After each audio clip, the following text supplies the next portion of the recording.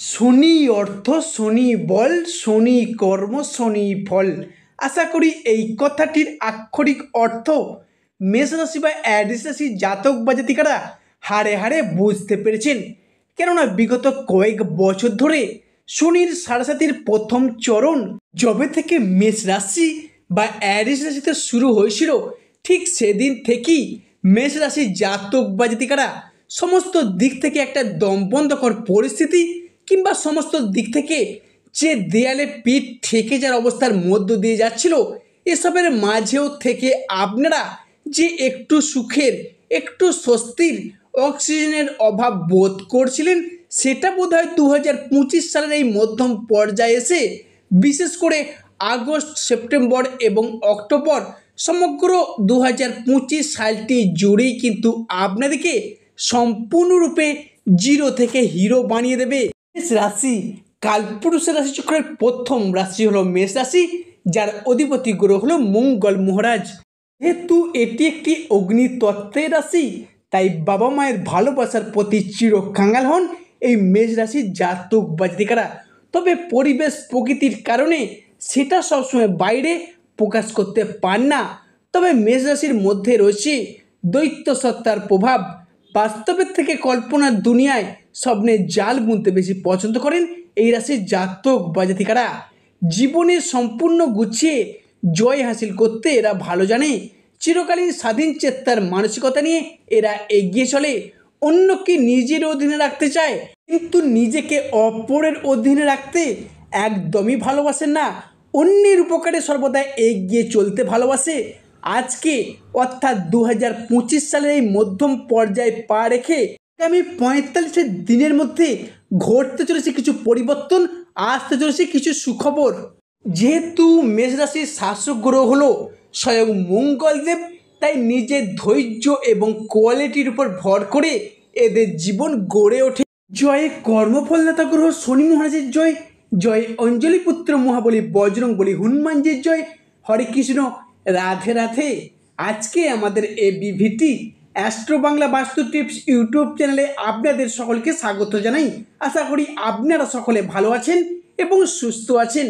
আজকে আমাদের বাংলা রাশি ফলে আলোচনার কেন্দ্রবিন্দুতে যে রাশিটি থাকতে চলেছে সেটি হলো কালপুরুষের রাশিচক্রের প্রথম রাশি তথা মেষ রাশি বা অ্যারিস রাশি। প্রিয় দর্শক বন্ধুরা, আপনারা যদি মেষ রাশি বা অ্যারিস রাশি জাতক বা জাতিকা হয়ে থাকেন, আজকের আমাদের এই ভিডিওটি সম্পূর্ণরূপে থাকতে চলেছে আপনাদের জন্য। প্রিয় দর্শক বন্ধুরা, মনোযোগ সহকারে মনোযোগ ভিত্তিতে আপনাদের মূল্যবান সময়টিকে নষ্ট করে আজকে আমাদের এই ভিডিওটি শেষ পর্যন্ত দেখার অনুরোধ রইল। প্রিয় দর্শক বন্ধুরা, ভিডিওটি যদি ভালো লাগে অবশ্যই এটি লাইক দিয়ে যাবেন এবং স্বয়ং শনি মহারাজের আশীর্বাদ পেতে কমেন্ট বক্সে অবশ্যই শনি মহারাজটির নাম নিয়ে যাবেন। দেখবেন আপনাদের প্রতিটি কাজকর্মে, প্রতিটি পদক্ষেপে শনিদেবের আশীর্বাদ অবশ্যই পাবেন। তো মেষ রাশি ভালো, আজকের আমাদের আলোচনাটি প্রতিটি গ্রহ, প্রতিটি নক্ষত্র এবং প্রতিটি ছায়াগ্রহের অবস্থান এবং নক্ষত্রগত ট্রানজিস্টের উপর ভিত্তি করে তৈরি করা হয়েছে। কোনো মন গড়া কথা কিন্তু আমাদের ভিডিওর মাধ্যমে প্রকাশ করা হয় না। চলে আসা যাক মূল আলোচনায়। বর্তমানে মেষ রাশি যে খুব খারাপ পরিস্থিতি চলছে এমনটা নয়, খুব যে ভালো পরিস্থিতির মধ্য দিয়ে জীবনটা কাটাচ্ছে এমনটাও নয়। তবে মেষ রাশি যে যে জায়গাগুলিতে সবথেকে বড় পরিবর্তন আসছে তা হলো মনের অমিল, কথাবার্তার অমিল, চাপ, টেনশন, ডিপ্রেশন, এগুলো কিন্তু চিরতরে মিটে যেতে চলেছে।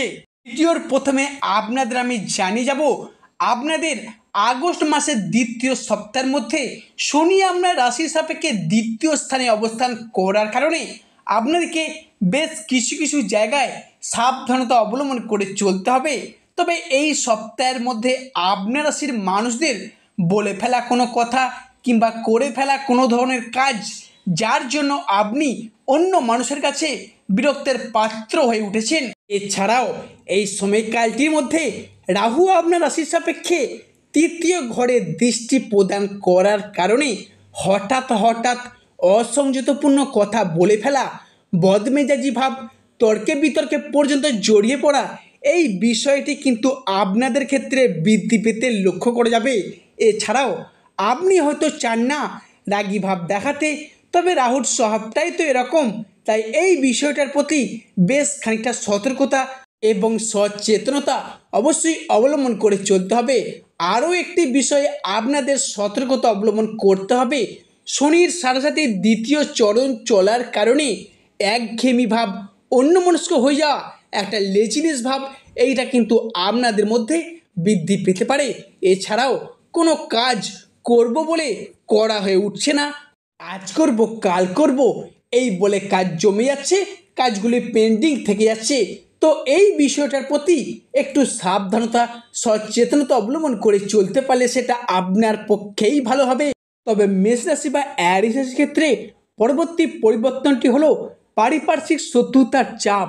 মেষ রাশি বা মেষ লগ্নে জাতক বা জাতিকাদের মধ্যে পারিপার্শ্বিক শত্রুতার চাপ কিন্তু বেশ কিছুটা বৃদ্ধি পেয়েছে। মেষ রাশির সাপেক্ষে দীর্ঘদিন ধরে দীর্ঘ কয়েক মাস যাবৎ পড়তে হয়েছে সমাজে, পরিবারে, সংসারে, অফিসে, কর্মের জায়গায় বিভিন্ন দিক থেকে নানা শত্রুতার প্রচুর চাপ, প্রচুর বাধা পেয়ে আসছেন। এবং আপনার চারপাশে এমন কিছু মানুষজন আছে যারা কিন্তু আপনার আয় উন্নতি থেকে হিংসা করে, বাধা দেওয়ার চেষ্টা করে। এবার কিন্তু সেই সমস্ত মানুষজনদের ক্ষেত্রে আপনি একাই উন্নতি করতে পারবেন বা একাই এগিয়ে আসতে পারবেন, কারণ আগামী 15ই আগস্ট পর্যন্ত শত্রুতার জায়গায় আপনাকে বেশ কিছুটা সতর্কতা অবলম্বন করতে হবে। তবে 15ই আগস্টের পর সেই সমস্ত শত্রুদের পরাজিত করে আপনি একাই এগিয়ে আসতে পারবেন, কারণ গত 10ই ফেব্রুয়ারি কিন্তু আপনার রাশি সাপেক্ষে বেশ খানিকটা সতর্কতা অবলম্বন করা শুরু হয়েছিল। তবে সেই সময় থেকে বিভিন্ন দিক থেকে নানা চাপের মুখে পড়েছিলেন। তবে আগামী 15ই আগস্ট জন্মাষ্টমীর পূর্ণ তিথি থেকে আপনি আবারও একবার তাদের পরাজিত করে সফলতার শিখরে উঠতে পারবেন।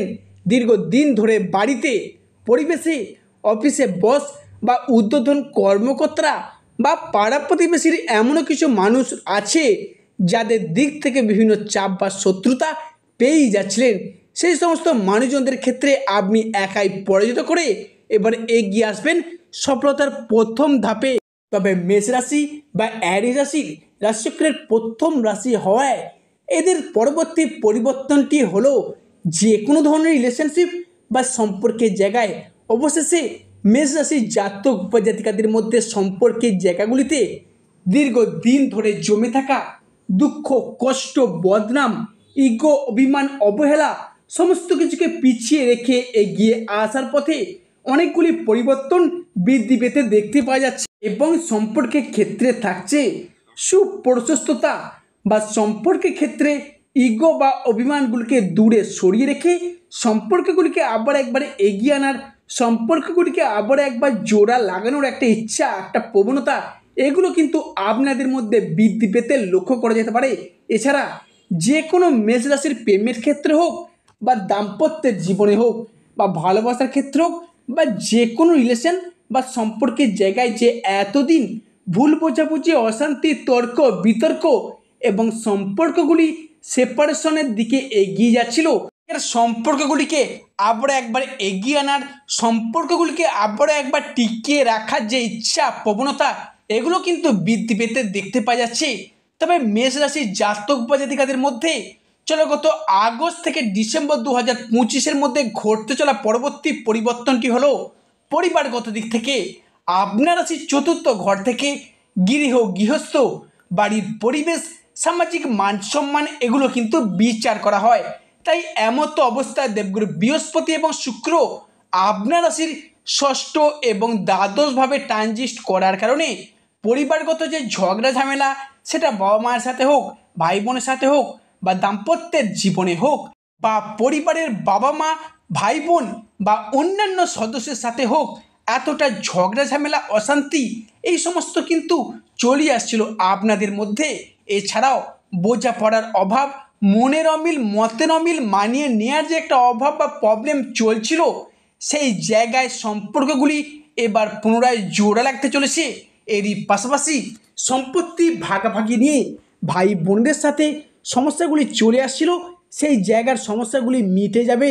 যারা বিবাহিত রয়েছেন, জাতকন বা জাতিকা শ্বশুরবাড়ির পক্ষ থেকে একটা চাপ, টেনশন, ডিপ্রেশন, শত্রুতা, অশান্তি প্রচুর প্রচুর পরিমাণে আপনাদেরকে সহ্য করতে হয়েছে। সেই জায়গায় সমস্যাগুলি এবার কিন্তু মিটে যাবে। আবার অনেকের ক্ষেত্রে হয়তো শুভযোগটি শুরু হয়েও গিয়েছে, নিজেরাও সেটা এবার নিজে থেকে বুঝতে পেরেছেন। এছাড়া পরবর্তী পরিবর্তনটি হলো মেষ রাশি বা অ্যারিস রাশির মানুষদের অর্থনৈতিক ক্ষেত্রটি একেবারে যেন ডামাডোল অর্থাৎ গণ্ডগোলের মুখে পড়েছে। এতটাই আর্থিক ক্ষতিগ্রস্ত হয়েছেন যে জীবনে এতটা ক্ষয়ক্ষতি বা লসের পরিমাপ আগে কখনোই হয়নি।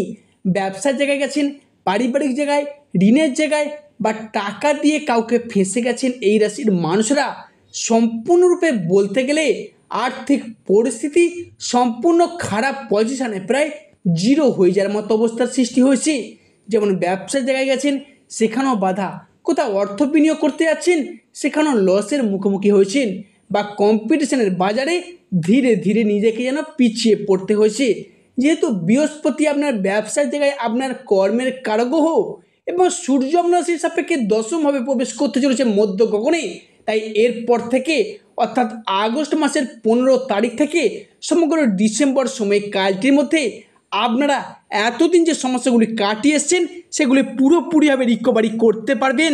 এছাড়াও আপনাদের লোনের খাতা এতটা পরিমাণে বর্ধিত হয়ে গিয়েছিল, আপনারা সমস্ত দিক থেকে যেন জালের মধ্যে জড়িয়ে পড়েছিলেন, কিন্তু আপনাদের সমস্ত দিক থেকে সমস্যাগুলি মিটে যেতে চলেছে। সর্বশেষে শনি মহারাজের আশীর্বাদ পেতে কমেন্ট বক্সে অবশ্যই শনি মহারাজ একটি নাম নিয়ে যাবেন।